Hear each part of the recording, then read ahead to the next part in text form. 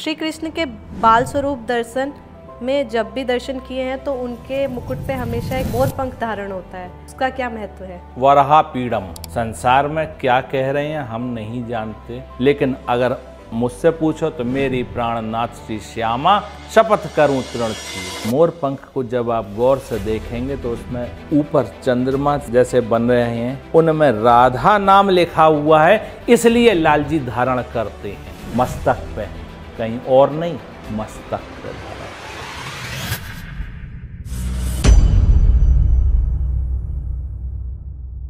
श्री हरिवंश जय जय। महाप्रभु जी ने इस दिव्य उत्सव के महत्व एवं भावार्थ विषय में क्या उपदेश प्रदान किए हैं? हरिवंश महाप्रभु का जो पद आ रहा है जन्माष्टमी का, श्री कृष्ण जन्म का, उसमें कह रहे हैं आनंद आज नंद के द्वार। तो उसमें यही संदेश दे रहे हैं कि आज बहुत आनंद है नंद बाबा के दरबार में, उनके द्वार पे बहुत हर्षोल्लास से आनंद मन रहा है, ये कह रहे हैं। जब आप हरिवंश महाप्रभु का प्रिया जी के जन्म की बधाई देखेंगे, उसमें आज्ञा दे रहे हैं चलो वृषभान गोप के द्वार। उसमें कह रहे हैं कि वृषभान गोप के द्वार पर चलो, प्रिया जी के पास चलो।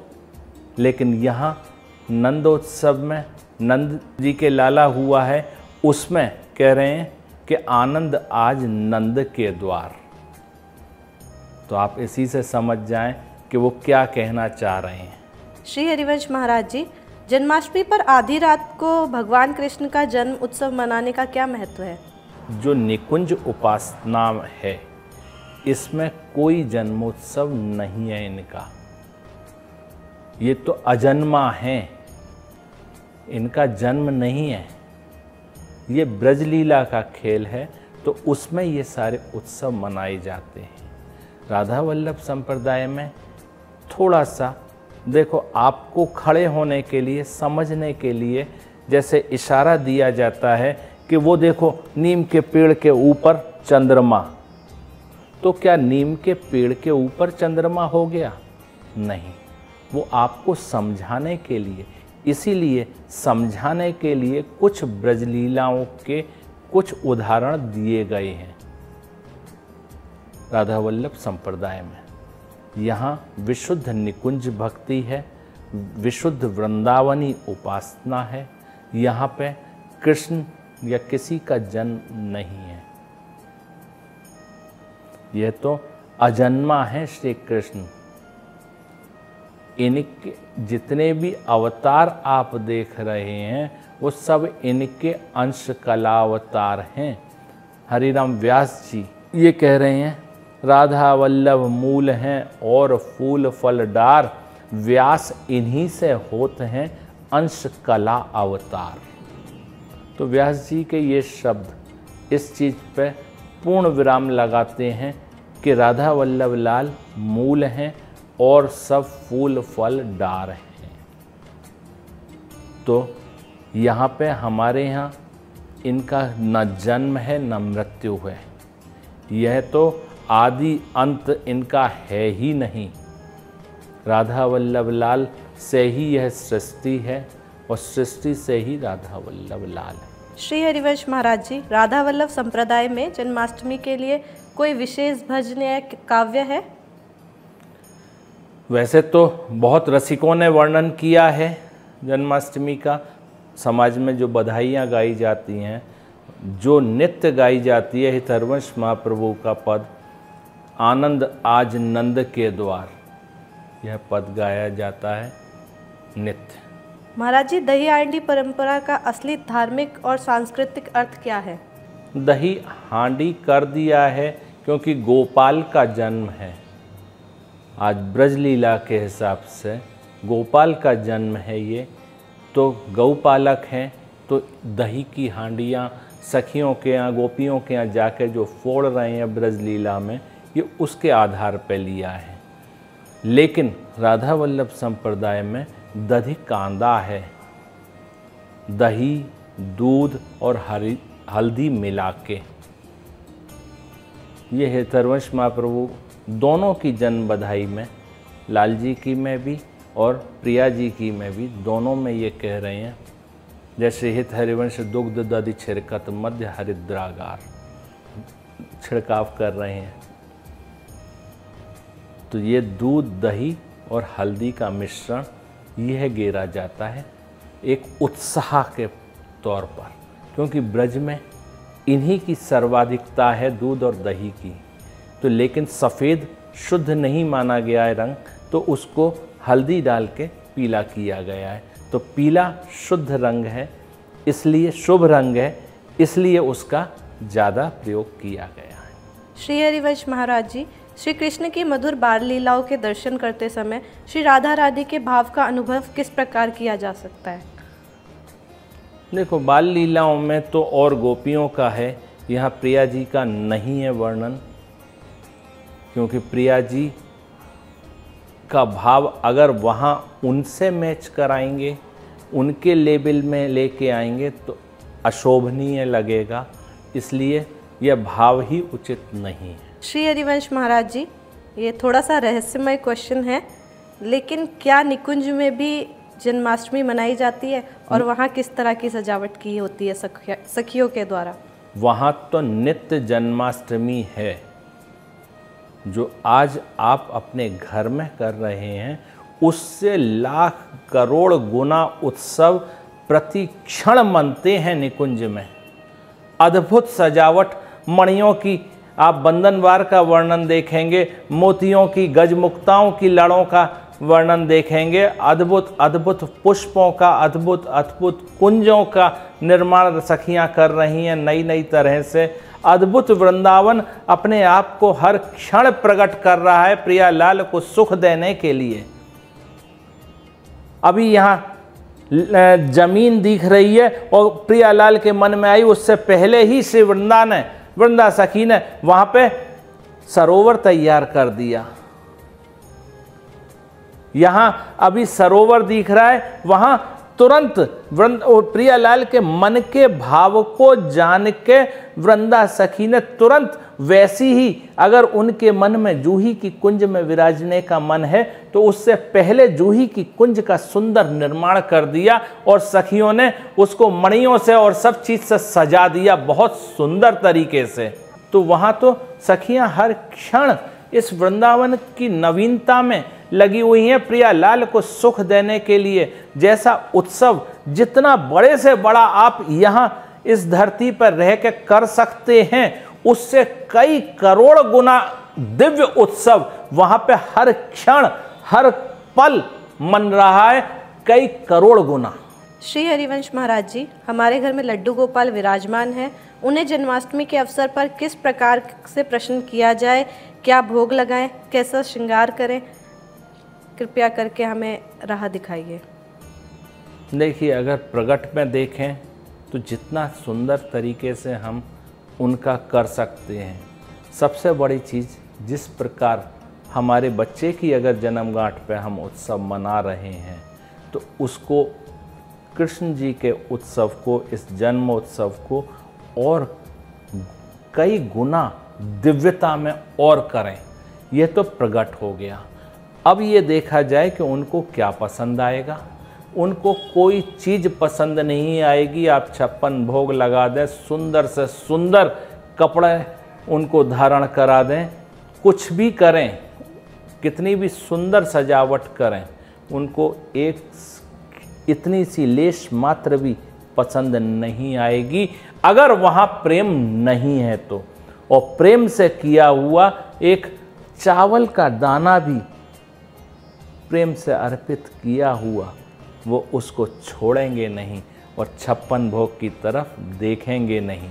तो उनको रंग भी प्रेम का पसंद है, उनको भोग भी प्रेम का पसंद है, उनको सजावट भी प्रेम की पसंद है, और सबसे बड़ी चीज आपके अंदर का प्रेम ही उनको पसंद है। बस जो करें यहां से करें, इतना करें बहुत है, इतना करें कम है।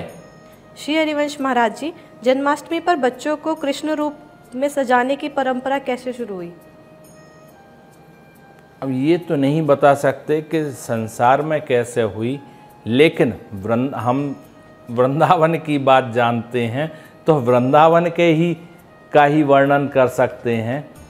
सर्वप्रथम हरिवंश महाप्रभु ने बड़ा रास मंडल जो आप दर्शन करते हैं वृंदावन में गोविंद घाट के ऊपर, वो स्थान स्थापित किया हरिवंश महाप्रभु ने, और ब्रजवासी बालकों को लेके, बालिकाएं नहीं, केवल बालकों को लेकर वहाँ पे उनको मुकुट धारण करा के, उनको वस्त्र धारण करा के प्रियालाल की जो लीलाएं हैं, जो रास के माध्यम से आपके लिए प्रकट करी उन्होंने। उस समय जो रसिक जन थे हरिवंश महाप्रभु के समय में, जिस समय रास मंडल स्थापित किया, ललिता सखी के अवतार हरिदास जी, विशाखा सखी के अवतार श्री हरिराम व्यास जी, और राजा परमानंद दास जी, नरवाहन जी, ये जितने भी रसिक मंडली थी, ये सब वहाँ पे प्रियालाल को और सखियों को तैयार करके उनकी जो लीलाएं हैं उनको प्रदर्शित किया जाता था। ये यहाँ वृंदावन में रासलीला उस समय से शुरू हुई। मुकुट ब्रजवासी बालकों को ही धारण किया जाता था उस समय भी, और स्वरूप वो ही ब्रजवासी बालक ही बनते थे। श्री हरिवंश महाराज जी, श्री राधा के बिना श्री कृष्ण की जन्मलीला को अधूरा क्यों माना जाता है? ये प्रश्न बड़ा गूढ़ है, लेकिन फिर भी सहज में जो सबके समझ में आ जाए उस तरह से इसका, जैसे दिन के बिना रात का कोई महत्व है, अगर दोनों में से कोई एक चीज़ रहे तो उसका महत्व रहेगा। झूठ सच, अच्छा बुरा, जितनी भी चीज़ें हैं दो हैं, लेकिन यहाँ प्रियालाल की बात हो रही है तो लाल जी कैसे बिना प्रिया जी के प्रकट हो सकते हैं, या लीलाएं आगे कैसे बढ़ सकती हैं बिना प्रिया जी के?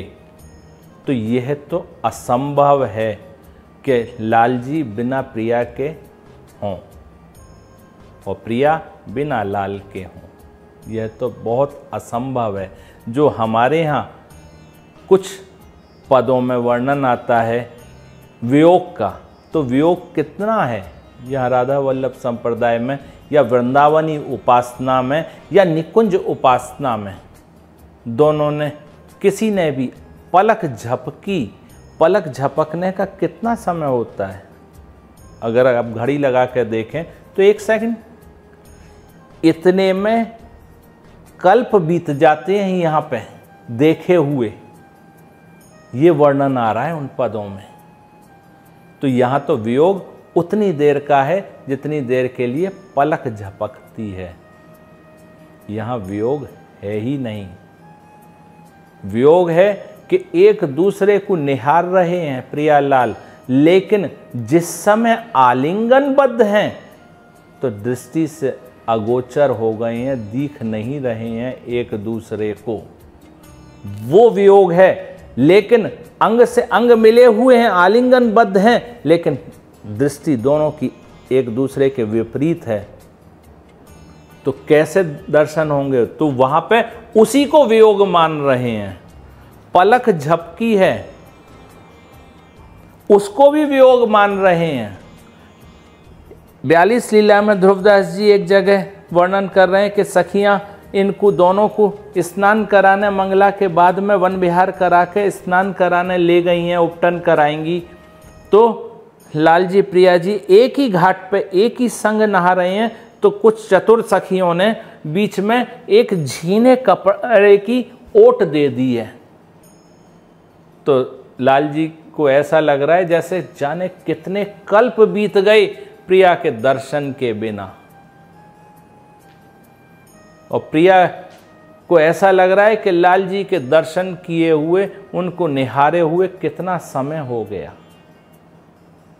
तो यहाँ तो एक दूसरे से अलग हैं ही नहीं।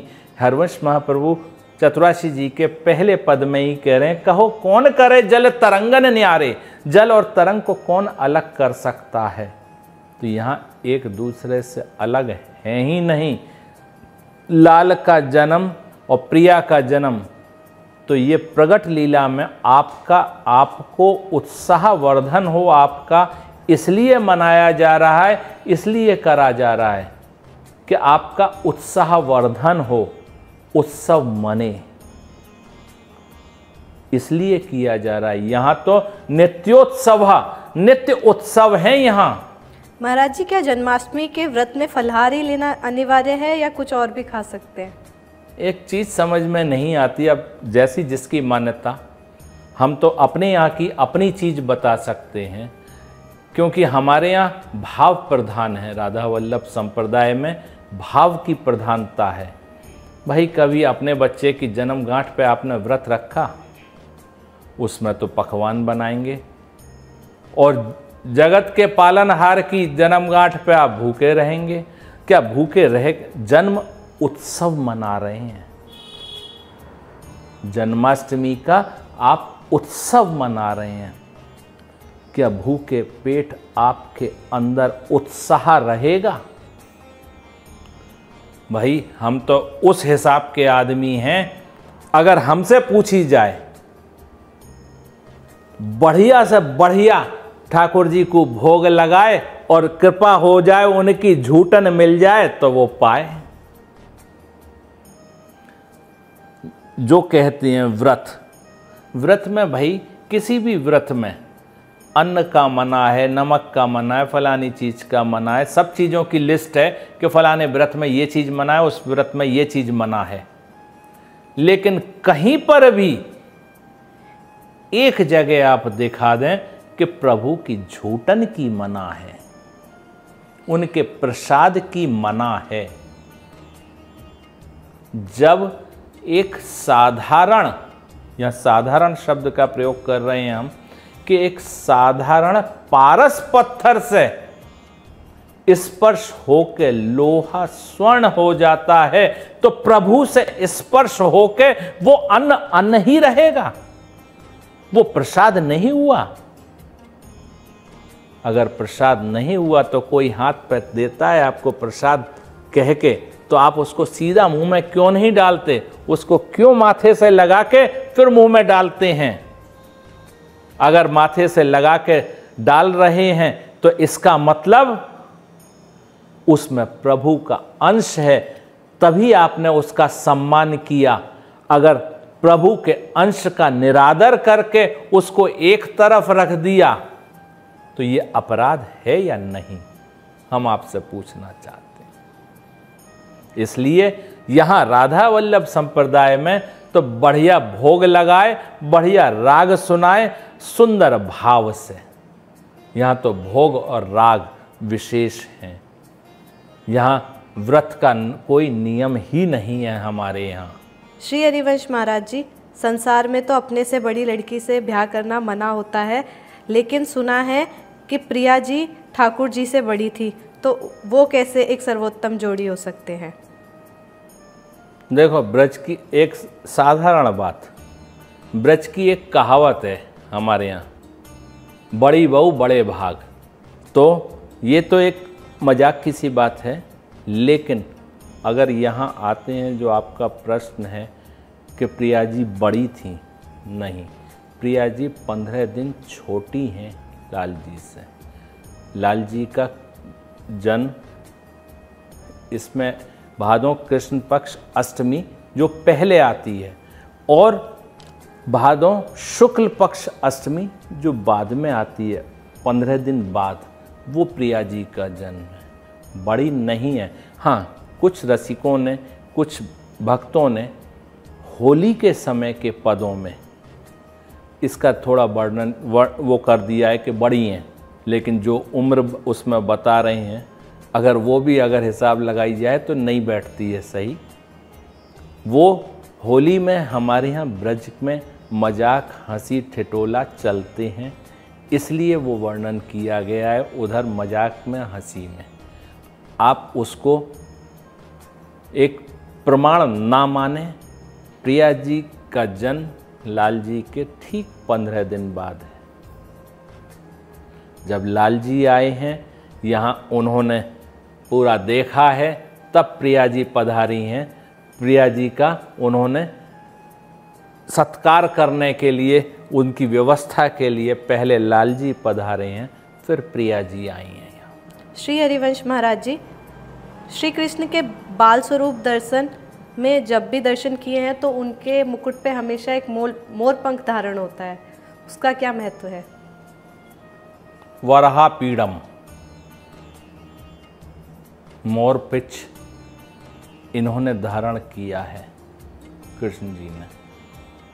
जब आप गौर से देखेंगे, देखो हम तो अपनी चीज़ को बताएंगे, संसार में क्या कह रहे हैं हम नहीं जानते। हरवंश जी महाराज कह रहे हैं रहो को काहू मन ही दिए, लेकिन अगर मुझसे पूछो तो मेरी प्राणनाथ श्री श्यामा शपथ करूं तृण छिए। हम तो उस सिद्धांत वाले हैं, हम अपनी चीज़ जो हमारे यहाँ है वो चीज़। मोर पंख को जब आप गौर से देखेंगे तो उसमें जो ऊपर चंद्रमा जैसे बन रहे हैं कई रंगों के, उनमें राधा नाम लिखा हुआ है, इसलिए लाल जी धारण करते हैं मस्तक पे, कहीं और नहीं, मस्तक पे धारण करते हैं। श्री हरिवंश महाराज जी, आपके समय को देखते हुए टीम ने यही कुछ क्वेश्चन सिलेक्ट किए थे जन्माष्टमी से रिलेटेड। आगे हितवार्ता पे जो भी क्वेश्चंस रिसीव होंगे उसके अकॉर्डिंग हम नेक्स्ट पॉडकास्ट करेंगे। ठीक है। श्री हरिवंश।